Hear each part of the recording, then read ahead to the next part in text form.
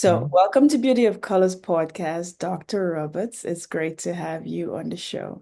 Thank you. Nice to be here with you and your audience. Thanks for inviting me. You're welcome. So, Dr. Roberts, tell the listeners about you and what drove you to create the SOS completion therapy. Sure. So I am the survivor of abuse, of childhood abuse. My mother, who was abused herself as a child, was filled with anxiety, anger, and rage, and that fury came out on me. So just about every day, I was beaten, degraded, humiliated, and demeaned. And it was really difficult. When she would beat me, my mother, it would be with her fist sometimes with her hand, sometimes with whatever she could find, a belt, a shoe. So it was really difficult. She'd get creative with her abuse. One time when I was 3 years old, I was scared at night and I went into my mother's bedroom and she didn't like that. She brought me back to my bed and she tied me to my bed. The ropes went around the bed and over my chest. So as a child, I thought I was going to die. I was terrified. I was scared. And those experiences, I had some results from it. I was terrified of the dark. I was anxious. I thought I was going to die. I bit my nails. And it was difficult. I had night terrors and nightmares as well.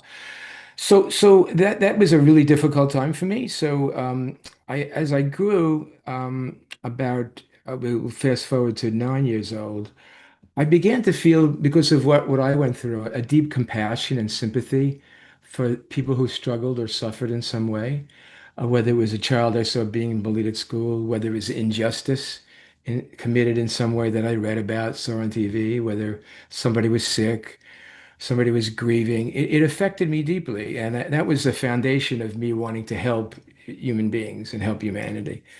It was the foundation. It was beginning to structure in my mind. But I had to figure out a way to survive my household, and so I could get out of the house and do what I wanted, which was help. So I used two things to comfort myself and survive. I became involved in sports, starting at about 9 or 10. I became an athlete. I continued through high school and college. I was a soccer player and a hockey player. So the camaraderie and the enjoyment that I had between other people, or that I had respect and enjoyed with, that was helpful. And it got me out of my house. So it served a couple of things. And then I found nature as a comfort. So I would get up in the morning really early. Again, this is 9 or 10. I'd get up early and I would watch the sunrise. And I loved that. I would listen to the birds sing, and I thought they were singing to me. So it was a great comfort. I loved it very much, and that saved me in a way. But I knew I had feelings inside eventually that need to be dealt with because I had anger as well from the way I was treated. So if we fast forward to age 14, and now with this everything is going to materialize here, my path. My mother was still beating me at age 14. So before age 14, when I reached age 14, she came at me. She was starting to come at me with her fists. I held out my palm and I said, "You can't do that anymore. I'm strong from playing sports and I'm growing and I will defend myself." She looked right in my eyes, didn't say anything, turned around, and that was the last time she beat me. She degraded me continuously until I got out of the house and went to college, but never beat me again. So I went to school. I was fortunate to get I didn't have much money, so I always had to work. So I worked on the sides for many different things. I was a waiter, a busboy. When I got to college, I shoveled snow for the railroad up in Albany is where I went to undergraduate. Studied railroad, needed shovelers, so I shoveled snow, and I was succeeding. I had two tracks that I could take. One was medicine, and the other was psychology. I took courses in both tracks. The medicine didn't fit right. I didn't like it. I wasn't happy with it, so I went into psychology, and I graduated with psychology degree, and then I wanted to grad school, getting a PhD in counseling. Now, I clinics in schools. I got a job as a professor at a university, and I had a little practice on the side. And in the university, I was getting referrals to see in my practice from people who were telling me they were abused as children. Would I see them? So I said, let's give it a try. I'll try. And yeah, sure. So I started seeing people, and I got more referrals. I more referrals. I guess I was somewhat successful, but I wasn't satisfied. I wasn't getting the long-term results. Permanent. I wanted permanent results for for these people to heal. So I had to figure out what would work, what works, what techniques. I was trained in many therapies and many techniques. I had to figure out what would work, what wouldn't work, and what did work and what didn't work. So I eventually, over years, I figured out a sequence, what worked and what didn't work, and I was really getting success. I was getting the long-term results that I wanted for healing these people. And I put it into a name. It was called Source Completion Therapy, and it took 3 phases to do that. So the long-term care, when I talk about long-term care, when these people were coming to me abused, um, when a person is abused and demeaned, especially as a child, they repress, they suppress, they stuff down, whatever word you want to call it, down deep in their psyche, all of what's being done to them, and the feelings that are evoked are feelings of worthlessness, feeling insignificant, feeling useless, feeling degraded, feeling betrayed, feeling unimportant, insignificant, empty, not good enough. Oh, and those are just a few. So they're stuffed down inside, and they fester as a person gets older. They fester inside and they turn into what I call an emotional toxic brew that wants to come out. Okay. But consciously, we don't want to feel it. So they get diverted into all these symptoms. They get diverted into addictions and phobias and obsessions and compulsions, eating disorders, panic attacks, a whole bunch of symptoms that I call diversions. Why I call them diversions? Because it's coming out, this garbage is coming out, but it's being diverted consciously into something else, not the source of where it belongs. So I knew by working with all the people that I did for a long time, once I got all these feelings out, all of those symptoms would evaporate. And that's what happened with each of the people I work with. Whatever symptom they have, I was eliminate. They come in with two or three if they're really severely abused. I eliminate them eventually, and that's the long-term care that I want, and that I'm successful at. So So, so Dr. Roberts, what's the three phase? Could you tell us the three phase, and do you have to do them in the same sequence, or can it be in a different sequence? And does that work for everybody, or just The ones who come to me, yeah, it works for everybody. And the sequence is important because I have to get the feelings out first. These people come in, sometimes they don't come in, they just come in with the symptoms. They said, I don't know what's wrong with me, fix me, help me. I'll go through the 3 phases and I'll give you some examples of people and how it works. Okay. So the first phase is awareness. A lot of therapies talk about that, mindfulness talks about that. But what I'm talking about awareness is who hurts you, how do they do it? So could be a cognitive process, but they might feel as they go through that first phase awareness. So in awareness, I use interpretation of body language, dream interpretation. I use some open questions to get them to find out, who hurt them. So let's say in body language, I worked with a woman who came to me in her 30s, and she was had this bad rash consistently. She had all over her body was painful. She went to doctors. She went to clinics. They gave her creams, salves, pills. I think shots sometimes. Didn't help it. They kept coming back to rash. So the hospital sent her to me to help. And this was just in the first session. She explained the situation. And I said, let's do something a little different. Let's look under the skin. Tell me what under the skin is saying to you. What's there? So she said, well, no one ever asked me that one. Let me think. So then she says, wow, okay, that's the poison that's was put into me when I sat on my grandfather's lap when I was 5 years old and he molested me. And that stayed in with me for my whole life until I'm telling you right now. So that's the first phase. She finds out who hurt her, and then it's an example. Okay, and another example of dream interpretation, a simple one. A woman came to me, and she had this dream. She in front of a big castle, and a castle had all these open windows, I guess, whatever orifice she called it. In every window or orifice was a weapon. There were bows, arrows, spears, catapults, whatever you can think of, pistols, machine guns. What else we have as weapons? Whatever you can think of as weapons was there. And there was a moat in front of the castle, with alligators, really dangerous. So she says, I don't know what that is, Dr. Black. Could you help me with that? I said, sure. The way I like to interpret a dream is every part of the dream is a part of you, every person or thing in the dream. So I said, well, suppose the castle's a part of you. So tell me what happened. So I said, okay. So she says, that triggers for me that I've always been protective of myself. I isolate myself. I don't want anybody getting close to me. And that's my protection. It's protected me for a while, but now I'm lonely and I'm empty, so I don't like it anymore. So I said to her, well, who hurt you when you were young? And she said, my father. He was an alcoholic. He was never there. He never paid attention to me. I felt I wasn't good enough for him. And I didn't want anybody to hurt me again. So those are awareness. Both of those people got aware of who hurt them and so on. And then we go to the second phase. Again, the phases take time. They take time. It's a process. It's not a quick process. I follow everybody's pace and how they go through it and how long it takes. Second phase is a deeper pace, is a deeper piece. It it focuses on the real feelings of what was done to them. So in this phase, it's called relive, re-experience, and release.